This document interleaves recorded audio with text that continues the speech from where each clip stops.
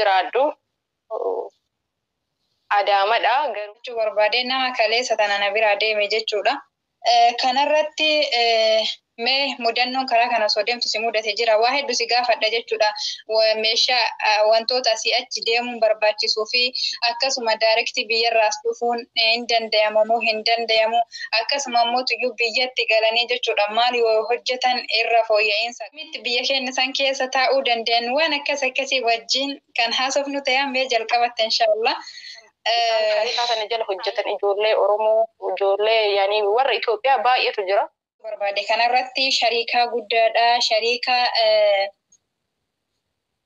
ni beekan jedhee abdii qaba kambaanii guddaadha jette kanarratti Samaskoo jettanii sarchi gootan argatuu dandeettanii Samaskoo yookiin Raahaa jedhama jechuudha maqaa lama qaba. Namni hin beekne hin jiran jedhu dhugaa hin jira Google irrattuu jechuudha sarchi gootan argatuu dandeetta. Okay, wanti si gaafachuu barbaade kanarratti fakkeenyaaf namni as jiran garaatiin obboleeyyan kenna yaani fira ofii obboleeyyan ofii hin beekta ka biyya keenya sanitti laazima biyyi carraadha beektee carroomudha jechuudha carraa itti deemtee dalagachuu biyya keenya sanitti argatu hin barbaadan gara uummanni keenya akkuma amma argaa jirru karaa baharatitti dhumaa jira jechuudha gara garaatitti dalaga mana bahee hafaa jira shariikaa kanarra wanni ati irraa beektu jira ammatti nama fiduu danda'a jechuudha shariikaan kun ammatti nama simatu danda'a nama addisi. Assalamu alaikum jannee salamta warra jannataa. Assalamu alaikum jannee salam. Bismillah alhamdulillah. Assalamu alaikum wa rahmatullahi wa barakatuh. Kabajamtoota jaalatamtoota hordoftoota Amu Free Family bakka jiraattan bakka isin jirtanitti nagaa fi rahmanni rabbii isinirra haa jiraatu hunduma warra sagalee kenna kana dhagahee jechuudha. Egaa obboleeyyan kiyyaa isinirraa ture deebi'ee dhufee jirammoo waan addaatii fi nama addaa qabadhee dhufe akkasuma keessummaa kabajamtuu hiriyyaa tiyya qaalii amanamtuu jechuudha. Kanaan dura viidiyoo wahii waraabee ture jechuuf YouTube kanaaf yoosinaan shoo irratti illee nama amaanaa kiyya duudatti na baatee nama kan jaaladhuu fi kabaju biraan na gaheedha. Asumaan fuuldura keessanitti duraan dursee galatoomi siin jedha. Allah akkuma jamaatiin kiyaasoo itti fufee yoosuma salaamata yoo jedhime. Wa alaikum salaam wa rahmatullahi wa barakatuhu. Akkasumas hordoftoota Amu Free Family assalamu alaikum wa rahmatullahi wa barakatuh isiniin jedha kabajamtoota fi hordoftoota teennaa hedduu isin yaade dhugaa dubbachuudha fi akkam nagaha ani nagaa alhamdulillah isiniin jedha kanin dubbachaa jiru magaalaa Oromiyaa Adaamarraa. Mashallah tabarakalrahman. Egaa obboleeyyan kiyya waan ofii akkamiisa maqaan kee kun waan ofii AM waan akkas AMM waan dhiisiti waan ofii bichaa jedhina waan beeka. Nama akkaan of jaalatudha jechuun mee ati jecha takkaan of ibsime waan ofii jechuun eenyunni? Waan ofii jechuun bar waan kiyya jechuudha sii galee. Yaani nama birallee ta'uu danda'a anallee ta'uu danda'a waan dhuunfaa kootii jechuudha walumaa galatti. Okay, tayyib haa ta'uti mee mana kanaaf haarawaa maqaa kan kee fi bakka itti dhalatte bakka itti guddattee fi ammaaf eessa jirta akkamitti siin jedhare akka maashinaatitti. Ayyee dhugaa dubbachuudha fi kanaan dura mana kiyyatti si affeeree tureeyyuu edha mana keetiif haarawaadha dhugaadha. Ani maqaan kiyya maqaa dhugaa Yasirbaadha. Yasirbaa Jamaal Ahmadiin jedhama. Iddoon itti dhaladhee Arsiidha. Amma immoo iddoon jiraadhu Adaamadha garuu yeroo muraasatti jechuudha kan inni as jiraadhu. Inshallah asaasan biyya duniyaa sanarrayyuu kan jirannu yeroo muraasa rabbiin bultii si hawaasu hagachi keessa jiraatu nama jiraachisu siin jedha. Egaa obboleettiiti yaani dachaa galatoomi siin jedha galanneen sii qabu guddaadhaan akka kabajjee sitti argamuudhaaf waanuma hundaatu waan dubbatuu fi dubbatuun maluu fi dubbatuun hin malleefu galatoomi siin jedha. Inni biraan immoo gaafiif deebii salphaas akkan wajji goona waan gabaabaa wahiiti xayyibate amma maashaallah nama biyya jirudha. Okay. Wanti si gaafachuu barbaade nama kaleessa tana na biraa deeme jechuudha. kanarratti mee mudannoon karaa kana osoo deemtu si mudate jira waa hedduu si gaafadha jechuudha meeshaa wantoota asii achi deemuun barbaachisuu fi akkasuma daarekti biyyarraas dhufuun hin danda'amu moo hin danda'amu akkasuma immoo tuyyuu biyyatti galanii jechuudha maal yoo hojjetan irra fooyya'insa qaba akkamitti biyya keenya san keessa taa'uu danda'an waan akkasii wajjin kan haasofnu ta'an mee jalqabatte inshallah Ayye inshallah rabbi halaafisuu fi waa hunda gaafii na gaafatu hundaafuu waan argee fi waan beekurraa siif deebisaa rakkoo hin qabuuti. Ayye asumaanuu itti fufikaa gaafii kan kee tokkoffaa irratti maal na gaafachuu barbaadde? Tokkoffaa irratti mudannoo gaafa asii deemtu si mudate yoo jiraate mee? Dhugaa dubbachuudha fi guyyaan asii deemu ani akkuma beektu Su'uudiin jira. Su'uudillee mana xalabaa Arabdoota bira osoo hin ta'ini kaampaanii wayiitirraanii kaampaaniin sunillee namoonni baay'een ni beekanii garuu namoonni baay'een immoo hin beekanii akkamitti akka ta'e hin beekan garuu kaampaanii guddaadha jechuudha bara 2010 akka Awuroopaatti baname garuu namoonni baay'een hin beekanii jechuudha.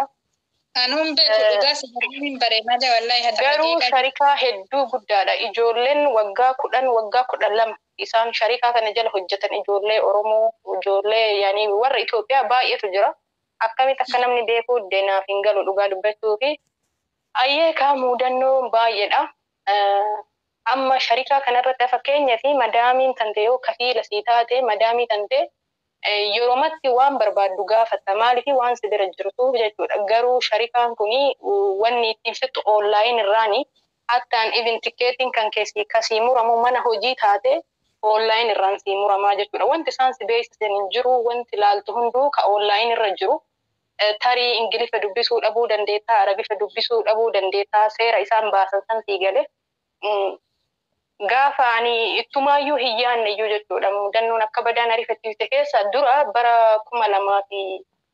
2023 ji'a haara warratti galtanaan jedhan janawaarii jechuudha ishii jedhee ana odoo hojjetataa jiru yalla kamanaan jedhan argee achirraanii iddoon jiru xaayif irraa riyaadin dhufee akkasumas oduma tikeetti gubbarrattuu argee jechuudha guyyaan kun wal dhabe beeyte guyyaan wal dhabe jechuun ganama lammaffaan ganama Itoophiyaa geetta ka jedhu san galgala sa'a 9 asii kaata jedha guyyaa wal dhaba tikeetti irratti yoo argitanii jechuudha isaan wanni isaan si beeksisan hin jiru tikeetti sii kennanii tikeetti kan keen fudhataa itti qophaa'ii uffadhu uffata kee sirreessin hin jiru guyyaa haganatti tasaafartisiin jedhan bakka wanni isaan beekan hin jiru jechuudha ani immoo usma jedheen taa'aa shaanxaa kiyya hin mazzanannee hedduu takkarri kadhee meeshaan ijoolleen bakka warri achi jiran jechuudha warri gara biyyallee galaniitiin hin deebi'an meeshaa kana hundas hin dabarsanii waa meeqana jedhanii na burjaa jettanii bakka hin jiraa miti dhugaa dubbachuudhaaf waan baay'ee ta'e garuu alhamdulillahi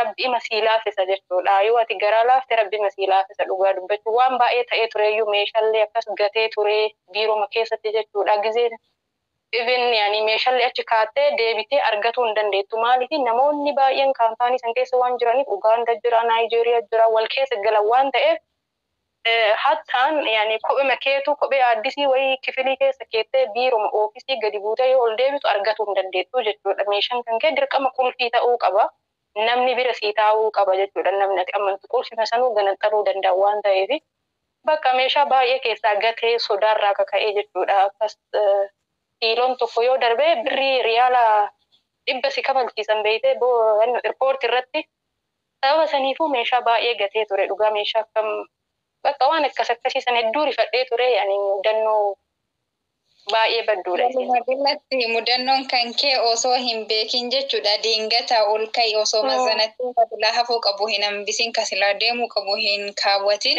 Dhugaa rabbi. Hedduu nama rifachiisa alaa kulli halittu jireenya duniyaati waan ta'eef jala tartee jirtallee alhamdulillahi rabbil alamin. Tayyib wanti si gaafachuu barbaade kanarratti shariikaa guddaadha shariikaa ni beekan jedhee abdii qaba kambaanii guddaadha jette kanarratti Samaaskoo jettanii sarchi gootan argatuu dandeettanii Samaaskoo yookiin Raahaa jedhamaa jechuudha maqaa lama qaba.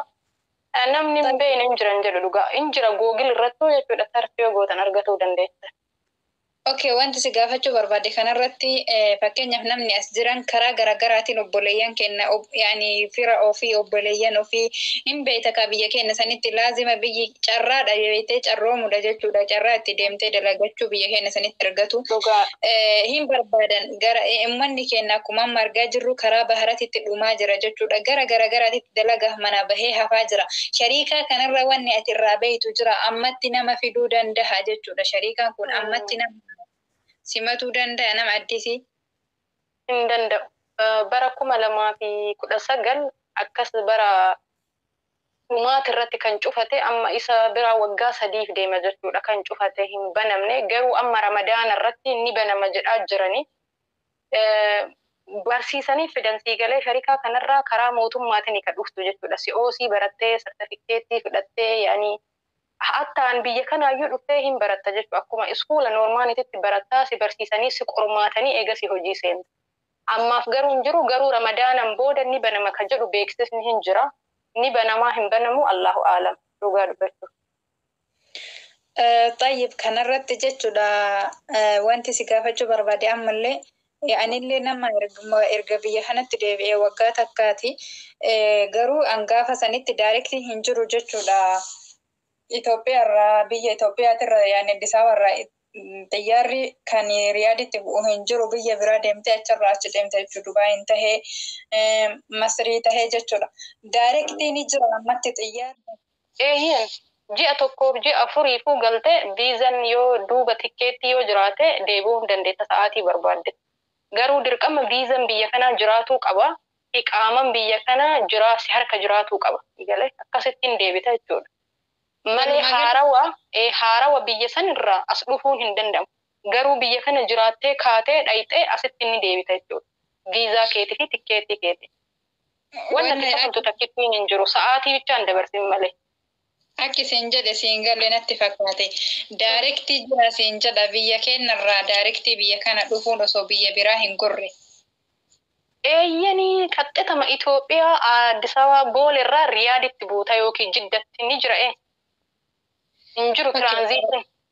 Okay, baay'ee galatoomi. Ani yeroo sanitti wanti jedhee fi laazima biyya biraa. Maybe gizee sanii waggaa tokkoon dura gizee ati dhuftu san sababa kooroonatii fi viizaa walirrallee haquudhaan rakkoon mudatee ture. Amma garuu namni tokko biyya kana waggaa 2 hojjetee ka'ee biyya boqonnaaf galee asumatti deebi'aa jechuudha. Malee biyya biraa wanti deemamu hin jiru. Amma viizaan umraatu yeroo sanitti cufatee ture amma umraalleen banaadha. Turistiin hin jira. Viizaa daldalaatiin deemuu hin dandeessa. Hin jira jechuudha. Amma dhufuun namnummaan noormaanitu namni tokko abbaan qabeenya dhufuu ni danda'a. Turistiidhaan dhufuu ni dandeetta. Umraadhaan dhufuu ni dandeetta. Garuu birrii qabsiifamutu jira jechuudha kan umra. Okay, guddaa galatoomi. Kanumatti aansee jechuudha. Mootummaan jechuudha meeshaalee akka asirra gara biyyaa yaani kanaan dura guranii turan jechuudha akka qabatanii hin galle. Kanarratti ijoolleen hedduun jechuu koomentii garaagaraa irratti sooshaal miidiyaa garaagaraa irratti yeroo dubbatan arga jechuudha. Inni kun istishuwaaru inni kun kallaaxaa gallaayaa waan sila mana keessa fayyadamuu fi waan sila itti fayyadaman kan bitanii akkasuma uffata garaagaraa of biraa qaban akkam goona jedhanii rakkataa jiran jechuudha. Atiin tun ta'e kalee nu biraa galte mee kanarratti jechuudha beeksisa bal'aa wantoota hayyamamanii fi wantoota hin hayyamamne nuuf ibsi. Oba inni tokkoffaan ka eeyyamamee ka dhoorgame nu hiyyuu miti nun ilaallatu warra hojjettoota sarraatanyaa jechuudha. Warra akka nu hiikanniin hin ilaallatu. Ani fakkeenyaaf akka mataa kiyyaati irratti hiriyyaan kiyyallee ta'uun waliin deemte ijoollee baay'ee jira. Anummaan mataa kiyyaanii bilbila gara sadii qabadhee kan hiriyyaa kiyyallee bilbila 14 qabde aaddisii jechuudha. Isii dhaquu bilbila 2 irratti edaate. Bilbila kiyya kan itti fayyadamuyyuu 2 kan isii 2 kiyya 3 walirratti meeqa taare bilbila 7 ta'a jechuudha. Fi kiyya shaantaa kiyyaan ka qabeen. Kan kiyyallee fatashaan keetillee ni jira ka obboleessa kiyyaa akkasumas nama biraatifillee bilbila dhuunfaa itti fayyadamullee 2 innu aaddisima. Fatashaan ni jira dhugaadha. Achi yoo geete jechuudha. Boola Itoophiyaa hin fatashanii garuu akkasitti fattashanii baasanii kan hunda maaliif siinin jedhan maaliif ati bilxii ta'uu qabda jechuudha. Amma mucattiin bilbila 14 dabarsite akkamitti tokko shaantaa keessa keettee kiisii keessa ni keettee boorsawwan garaagaraa keessa keessa sii galee achumatti immoo isiin akkasitti dabarsitee takka immoo bilbila torbaa fuutee shaanxaa tokko keessa keette. Maashinni kun jiddarraa dhuftee jechuudha isillee. Nuuriyaadurraa isiin jiddarraa garuu bootan itti buunu bootaa tokko yoo kan argite ta'e jechuudha. Laal achumatti isiin bilbila 14 dabarfattee sun immoo bilbila torbaan qabamte. Akkamitti shaanxaa tokko keessa nayite. Shaanxaa tokko muluu keessa yoo nayitu maashinni kun gizee bahu meeshaa elektiroonii waan keessa jiru kana hin argisiisa. Baay'inna haganaa kana hin eeyyamu siigalee baasii jedhanii hundaani baasanii bilbila 4 dabarsanii fi 2tti qaraxii jedhanii. Birrii Itoophiyaa 9,000 akkas kafaltee jechuudha bilbila 2 siigalee. Bilbila noormaanii jechuudha kan Samsungii xixiqqishoolee tanniin bilbila akkas guddaa iyyuu miti. Asitti ati akkaataa itti dabarsitu si barbaachisa beekte yaani qaddamtee odoo isaan sin argin maaliifi isaan illee warra achi keessa dalagan sun illee dhugaa dubbachuuf maashinni achitti kompiitarri waan qabuuf laalkaa si dabarsuu hin danda'amu. Maaliifi hojii ofii dhaban waan ta'eef maaliif shaanxaa garagaraa keessa hin kaa'ini akkamitti bilbila 7 bakka tokko keessa kaartoonii keessaa odoo hin baasinii jette.